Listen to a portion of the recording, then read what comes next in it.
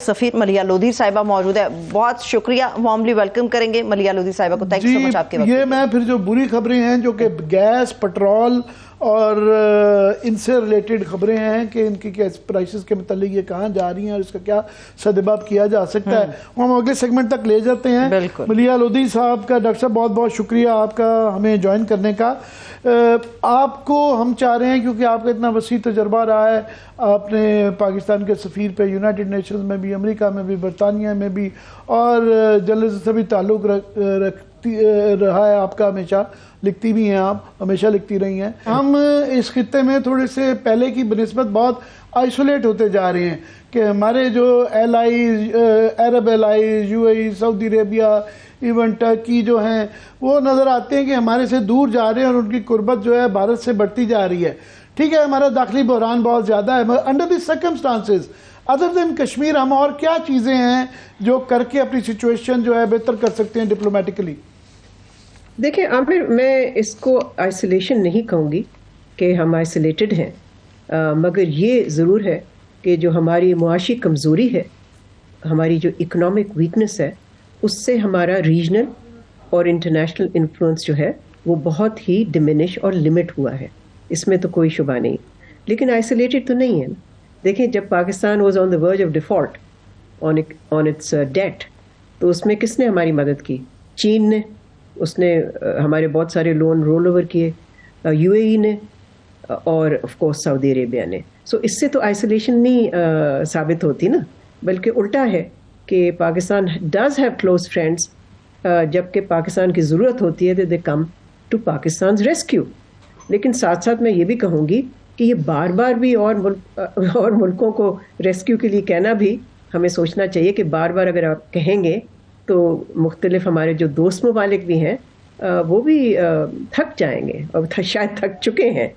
सो हमें इस वक्त, मैं समझती हूँ कि मैं तो हमेशा कहती हूँ कि foreign policy begins at home. अगर आप अपना होम बेस मुनज़्ज़म नहीं करेंगे, उसको स्ट्रेंथन नहीं करेंगे, तो foreign policy is not worth anything really. इसका मतलब ये नहीं कि आपकी फॉरेन पॉलिसी को आप फ्रीज करके रखें, उसको आप चलाते रहें, लेकिन वो इफ़ेक्टिव तब तक नहीं होगी। हमारे फॉरेन पॉलिसी गोल्स हम नहीं सिक्योर कर पाएंगे जब तक हम अपना होम बेस जो है वो ठीक नहीं करेंगे। और उसका मतलब ये है कि हम पॉलिटिकल स्टेबिलिटी लेके आएँ एक इलेक्टेड गवर्नमेंट के थ्रू, और दूसरा ये कि अपनी इकोनॉमी को रिफॉर्म्स के ज़रिए हम स्ट्रेंथन करें, ना कि बेल आउट की तलाश में रहें कि इस जगह से बेल आउट आ जाएगा, उस जगह से आ जाएगा बेल आउट। और मैं समझती हूँ कि इस वक्त जो पब्लिक लेवल पे भी जो डिसकंटेंट है उसको एड्रेस करें। सो ये सारे तरीके हैं टू स्ट्रेंथन पाकिस्तान इंटरनली। अगर हम पाकिस्तान को इंटरनली स्ट्रेंथन कर सके, फिर हम अपनी फॉरेन पॉलिसी भी इफेक्टिवली चला सकेंगे। बहुत अच्छी बात की डॉक्टर साहबा ने कि हमें अपना हाउस इन ऑर्डर करना चाहिए, फिर ही ये आप फॉरेन पॉलिसी की आपकी ऑप्शन बेहतर हो जाती हैं। मैं चाहूँगा आपकी मौजूदगी का फ़ायदा उठाते हुए मैं अफ़गानिस्तान पे भी कुकली चाह रहा हूँ, क्योंकि आपका बड़ा एक वसी डिप्लोमेसी के अंदर तजर्बा रहा है कि हमारे कोई उनसे तल्लुकात आजकल दोबारा तनाव का शिकार रहे हैं, और ये चित्राल वाले वाक़े के बाद मज़ीद तनाव आ गया है, और बिल्कुल हर कोई ये कह रहा है कि हमें फर्मली डील करना चाहिए कि जो अफ़गानिस्तान से हमारे यहाँ इस तरह के दहशतगर्दों को प्रमोट किया जा रहा है। मगर एक बड़ा हॉक्स का एक यहाँ पे एक तबका बन गया है जो कि नेक्स्ट लेवल पे कई दफ़ा चला जाता है कि एज इफ हमें अपने ईस्टर्न बॉर्डर पे बहुत ज़्यादा ओवरली एग्रेसिव होने की तरगीब दी जाती है। क्या कहेंगे? देखिए, ये बहुत ही एक सीरियस मामला है पाकिस्तान की सिक्योरिटी के लिए। जैसे आपने जिक्र किया कि टीटीपी की जो रीच है हमारे मुल्क के अंदर वो बढ़ती जा रही है। कुछ इलाके हैं जहां टीटीपी नहीं होता था, लेकिन अब हम देख रहे हैं इंसिडेंट्स जो हैं अक्रॉस पाकिस्तान। सो एक आप कह लीजिए रिवाइव्ड या रिन्यूड टीटीपी असॉल्ट जो है पाकिस्तान की सलामती पे, ज़ाहिर है उसको काउंटर करने की ज़रूरत है। और उसको काउंटर करने की ज़रूरत के दो पहलू हैं। एक तो ये कि अफ़गान तालिबान जो हैं उनसे सिक्योर किया जाए कमिटमेंट कि जहाँ टीटीपी वहाँ पर रिज़ाइड करती है वो उनको कंटेन करें, बल्कि डीमोबिलाइज करें। और दूसरा पहलू हमारा अपना है, हमारी जो काउंटर टेररिज्म पॉलिसी है वो इफ़ेक्टिव होनी चाहिए। اور وہ آفٹر دی ایونٹ نہیں ہوتی ہے, وہ بیفور دی ایونٹ ہوتی ہے. یعنی کہ we should be able to preempt these attacks and contain TTP with in our country. جہاں تک افغانستان سے ڈیل کرنے کا تعلق ہے, آپ نے ذکر کیا کہ کچھ لوگ یہ ایڈوکیٹ کرتے ہیں کہ جی we should have a tough policy. میں سمجھتی ہوں دیکھیں we have to find space within confrontation, جو کہ ہم افورڈ نہیں کر سکتے بیکاز ہمارے باقی بارڈرز بھی تو سیکیور نہیں ہیں, آپ جانتے ہی ہیں. سو ہماری ایک اسٹریٹجک کمپلشن ہے کہ افغانستان سے ہمارے تعلقات ٹھیک رہیں, اسٹیبل رہیں, نارمل رہیں. سو اسپیس ہمیں ڈھونڈنی ہے بٹوین کانفرنٹیشن اینڈ اپیزمنٹ. سو وہ اسپیس جو ہے, میں اس کو انگریزی میں جو میں لکھتی رہی ہوں اپنے مضمون, اس میں اس کو ٹف لو کہتی ہوں کہ آپ کیرٹس بھی استعمال کریں اور اسٹک بھی استعمال کریں.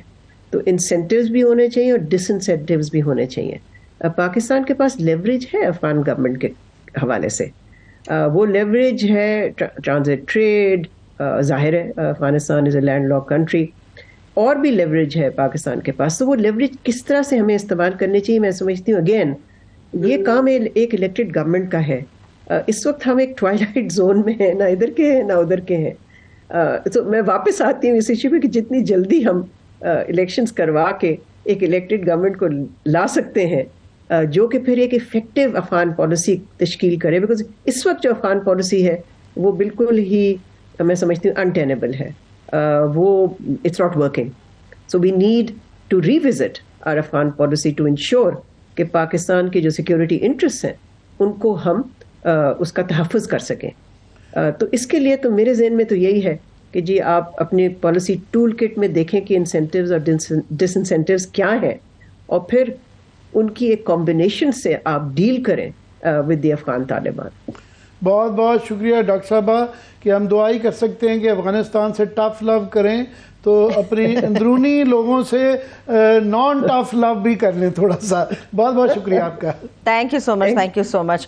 بڑی خوبصورت باتیں کی عامر صاحب, ملیحہ صاحبہ نے, خاص طور پہ جو افغان پالیسی کی بھی آپ لوگ بات کر رہے تھے کہ ریوزٹ کرنے کی ضرورت ہے. انہوں نے کہا کہ زور اسی بات پہ ہونا چاہیے ایک الیکٹڈ گورنمنٹ ہونی چاہیے. یہ الیکٹڈ گورنمنٹ ہی ہوگی جو بجلی اور گیس والے معاملات کے اوپر ہماری تشنگی برقرار رہ گئی تھی. واپس آئیں گے بریک سے اور یہیں سے ہم گفتگو کو لے کے آگے بڑھیں گے. جو عوام کو ریلیف کے حوالے سے ہم چیزیں دیکھتے ہیں, سنتے ہیں, اس کے اوپر پالیسی بھی ایک مرتب ہونی چاہیے, کتنی زیادہ ضرورت ہے, اور یہ جو پلان اب بنایا گیا ہے لوگوں کے لیے, عوام کے لیے, اس پہ کتنا عمل درآمد ہو سکتا ہے. بریک سے واپس آ کے بات کریں گے, ہمارے ساتھ رہیے.